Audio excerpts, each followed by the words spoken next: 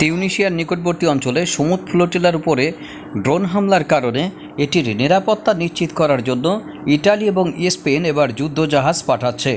আর এটি যদি বাস্তবে পরিণত হয় তাহলে এটি হবে ইসরায়েলের বিরুদ্ধে একটি সরাসরি অ্যাকশন। এই হামলাটির মাধ্যমে আসলে ইসরায়েল নিশ্চিত করেছে তারা এটিকে যে কোনো মূল্যে বাধা দিতে চায় এবং তারা পূর্বেই জানিয়ে দিয়েছে সাইপ্রাসের কোনো একটি বন্দরে যেন এর যে হিউম্যানিটেরিয়ান সহায়তাগুলো বা এইডগুলো রয়েছে গাজা স্ট্রিপের জন্য সেটি খালাস করা হয়। কিন্তু এই সমুদ্র ফ্লোটিলার যারা উদ্যোক্তা তারা এটিতে কোনো মতেই রাজি নয়। এখন একটা উত্তেজনাকর পরিস্থিতি সৃষ্টি হয়েছে।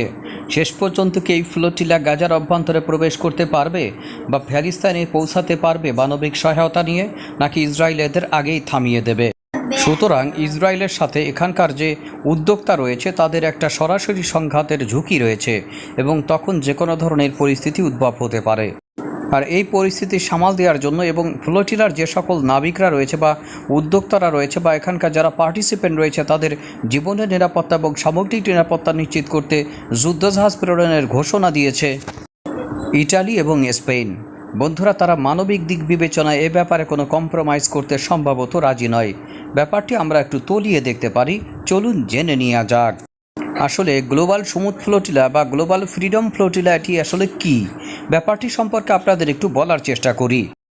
গাজার উপরে ইসরায়েলি অবরোধ ভাঙার জন্য আন্তর্জাতিক সোসাইটি লিড মেরিটাইম একটা ইনিশিয়েটিভ হলো, যেটি 2025 সালের মাঝামাঝি থেকে শুরু হয়। সেটির নাম দেওয়া হয়েছে গ্লোবাল সমুদ্র ফ্লোটিলা। এর আরেক নাম হচ্ছে গ্লোবাল ফ্রিডম ফ্লোটিলা। বর্তমান প্রেক্ষাপট বিবেচনায় এবং গাজার অভ্যন্তরে সাধারণ মানুষের দুর্দশার কথা চিন্তা করে তাদের মৌলিক চাহিদা পূরণে ন্যূনতম সহায়তা করার উদ্দেশ্যে এবং ইসরায়েলি অবরোধ ভাঙার জন্য 2025 সালের জুলাই মাসে 3টি সংস্থার উদ্যোগে গঠন করা হয় এই সমুদ্র ফ্লোটিলাটি। Freedom flotilla coalition, global movement to Gaza এবং মাগরেব সমুদ্র ফ্লোটিলা আরও অনেকে এর সমন্বয়ে এটি তৈরি করা হয়। বন্ধুরা, এই ফ্লোটিলায় কমপক্ষে 50টা ভেসেল রয়েছে বা 50টা জাহাজ রয়েছে এবং 1000-এরও বেশি কর্মী বা উদ্যোক্তার সরাসরি অংশগ্রহণ রয়েছে। বন্ধুরা, এই উদ্যোগের সাথে প্রায় 15,000 লোক জড়িত। এখানে 44টি দেশের পার্টিসিপেন্ট রয়েছে। পুরো ব্যাপারটি একটি আন্তর্জাতিক বিশ্বে বা গ্লোবাল হাউসের মতো অবস্থানে পরিণত হয়েছে। এটি একটি সমর্থনের ব্যাপার।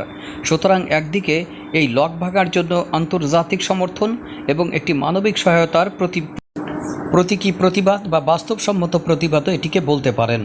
এখন দেখা যাক ইসরায়েল শেষ পর্যন্ত এটিকে আটকে দিতে সক্ষম হয় নাকি এটিকে শেষ পর্যন্ত জায়গা মতো পৌঁছাতে দিতে বাধ্য হয়।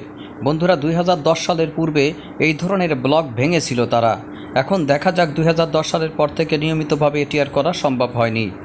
বন্ধুরা, বর্তমান প্রেক্ষাপট বিবেচনায় এই ফ্লোটিলাটিকে বা কনভয়টিকে নিরাপত্তা দেওয়ার জন্য যে রিপোর্ট বেরিয়েছে সেখানে দেখা যাচ্ছে খুব বড় ধরনের রেসপন্স করেছে আপনার ইটালি এবং স্পেনের মতো দেশগুলো।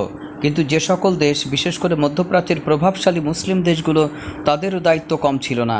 আন্তর্জাতিক বিশ্বেরও দায়িত্ব ছিল এইখানকার মানুষগুলোকে ন্যূনতম পর্যায়ে বেঁচে থাকার একটি সহায়তা প্রদান করার জন্য। কিন্তু শেষ পর্যন্ত সেই ব্যাপারটি ঘটবে কিনা বা ঘটেছে কিনা এখনও পর্যন্ত নিশ্চিত নয়। তিউনিসিয়ার আশেপাশে ড্রোন হামলার পর ফ্লোটিলাটি হুমকির মুখে পড়ে। শেষ পর্যন্ত তারা কতদূর পর্যন্ত পৌঁছাতে পারবে?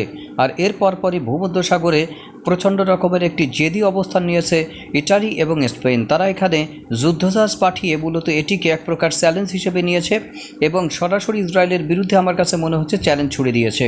সম্ভবত তারা তাদেরকে অনুরোধ করবে তারা যেন সহায়তা করে, বিশেষ করে ইসরায়েল যেন সহায়তা করে এই ফ্লোটিলার যে সকল সাহায্য সহযোগিতাগুলো রয়েছে সেগুলো পরিকল্পিত লোকজনের কাছে পৌঁছে দেওয়ার জন্য বা নির্দেশিত লোকজনের কাছে, ক্ষতিগ্রস্ত লোকজনের কাছে পৌঁছে দেওয়ার জন্য।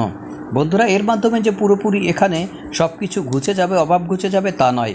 এই প্রতীকী প্রতিবাদটি যদি ইসরায়েলি ড্রোন হামলা থেকে শুরু করে তাদের রক্তচক্ষু উপেক্ষা করে এটি ভাঙতে বা ব্লক ভাঙতে সহায়তা করে, সেটি হবে তাদের জন্য একটি বিজয় এবং বিশ্ব থেকে অনেকে এ ব্যাপারে ইনিশিয়েটিভ বা উদ্যোগ নিতে পারবে। আর যদি ইসরায়েল এটিকে ঢুকতেও না দেয়, মূলত তাতেও যে তাদের পরাজয় হবে ব্যাপারটি তেমন নয়। অলরেডি তারা বিজয়ী, কারণ পৃথিবীতে অনেক দেশ রয়েছে মানবাধিকারের কথা বলে, কিন্তু তারাই বা সমুদ্র ফ্লোটিলার যারা সদস্য রয়েছে বা যারা উদ্যোক্তা রয়েছে অলরেডি তারা জিতে গেছে বিশ্ব মানবতার কাছে। কারণ আন্তর্জাতিক পর্যায়ে অনেক গুরুত্বপূর্ণ মানবাধিকারের কথা বলা দেশ থাকা সত্ত্বেও ব্যক্তি উদ্যোগে যে ঘোষণাটি এসেছে সেই সকল ব্যক্তিকে অবশ্যই সলুট বা শ্রদ্ধা জানানো উচিত।